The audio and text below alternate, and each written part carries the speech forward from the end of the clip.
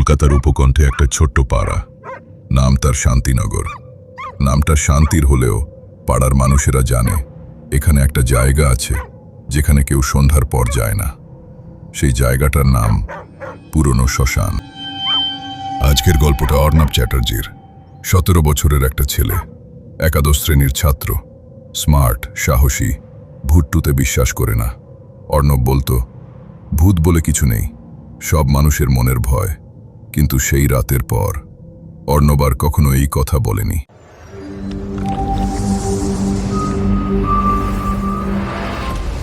20 October 2023। সেই রাতটা ছিল কালী পুজোর ঠিক 2 দিন আগে। অর্ণব তার বন্ধু সৌভিক, অভি আর তন্ময়ের সাথে আড্ডা দিচ্ছিল।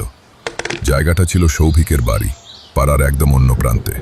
আরে বাবা, রাত 10:30 বেজে গেছে, আমার উঠতে হবে। এত রাত? তোর মা মেরে ফেলবে না? সেটাই তো ভাবছি, তাড়াতাড়ি যেতে হবে। কিন্তু এত রাতে একা যাবি কি করে? সাবধানে যাস। কেন রে, ওখানে ভূত টুত আছে নাকি? ধুত, ওসবে আমি বিশ্বাস করি না।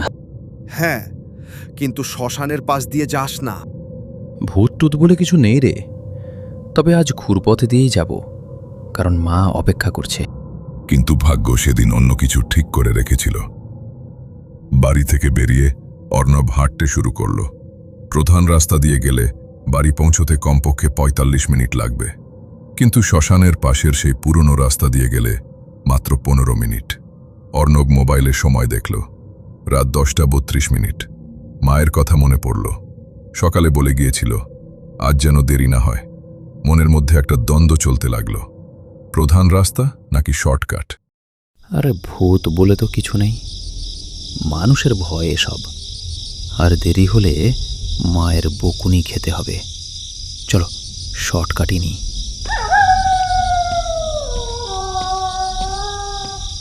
শ্মশানের দিকে যাওয়া রাস্তাটা সরু, দুপাশে বড় বড় বটগাছ। স্ট্রিট লাইট নেই বললেই চলে। অর্ণব মোবাইলের টর্চ জ্বালালো।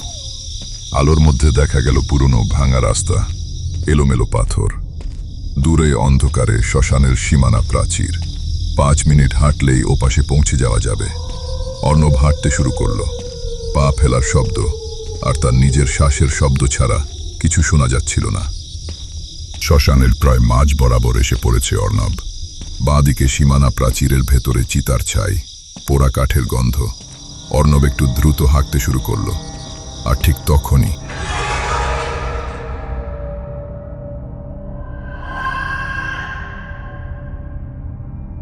অর্ণব থমকে দাঁড়ালো। এটা কি তার কল্পনা? আবার সেই ফিসফিসানি, এবার আরেকটু স্পষ্ট।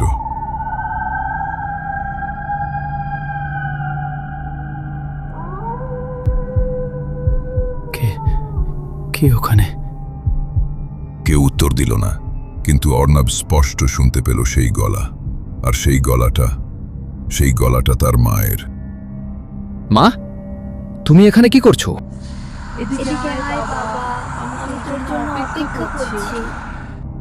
ডাকটা আসছে শ্মশানের ভেতর থেকে, প্রাচীরের ওপাশ থেকে, যেখানে কেউ এই সময় থাকার কথা নয়। অর্ণবের মাথায় হাজারটা প্রশ্ন। মা বাড়িতে থাকার কথা, তাহলে এখানে কেন? কিন্তু গলা তো মায়েরই। মা, তুমি ঠিক আছো? কি হয়েছে? আমার কাছে আয় রে, আমার খুব কষ্ট হচ্ছে, আয় না বাবা। অর্ণব এক পা এগিয়ে গেল। মায়ের কষ্ট হচ্ছে, তাকে সাহায্য করতে হবে। কিন্তু হঠাৎ থমকে গেল, কারণ মায়ের গলা যতই হোক কোথায় যেন একটা অদ্ভুত লাগছে। গলাটা একটু বেশি মিষ্টি, একটু বেশি টানা, একটু বেশি অস্বাভাবিক। তুমি কে?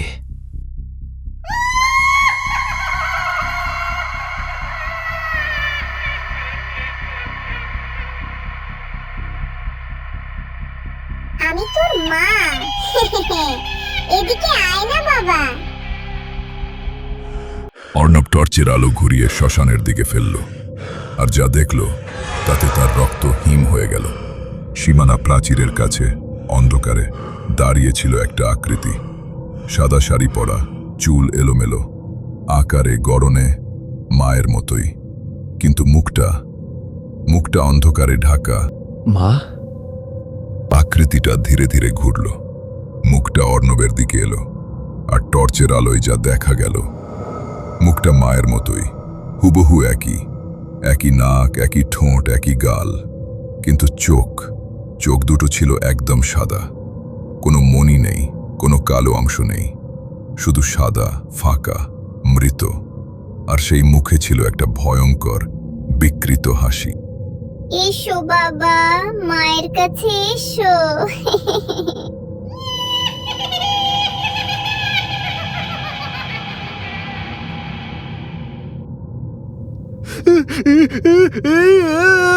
অর্ণব চিৎকার করে দৌড়াতে শুরু করলো, পেছনে ফিরেও তাকালো না, শুধু দৌড়ালো আর দৌড়ালো।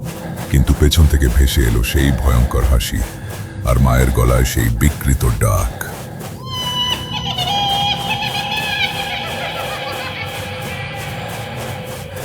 পালিও না বাবা, মায়ের থেকে পালিও না, একদিন তো ফিরতেই হবে।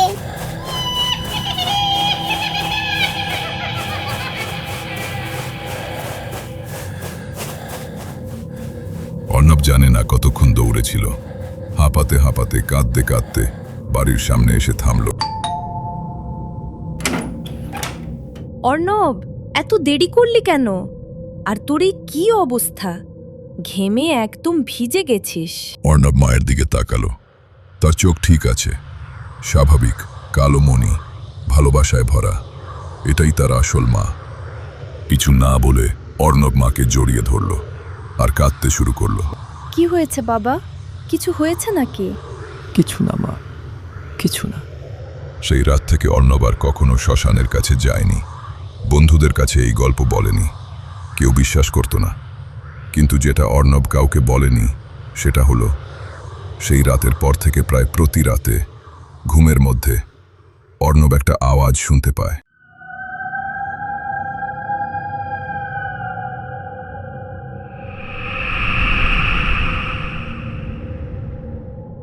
আর মাঝে মাঝে গভীর রাতে যখন অর্ণব জানালা দিয়ে বাইরে তাকায়, দূরে অন্ধকারে একটা সাদা শাড়ির আকৃতি দাঁড়িয়ে থাকে, মুখে সেই বিকৃত হাসি, আর সেই ফাঁকা সাদা চোখ তাকিয়ে থাকে অর্ণবের জানালার দিকে। শ্মশানের ডাক কখনো থামে না, যে একবার শোনে তাকে একদিন না একদিন ফিরে যেতেই হয়।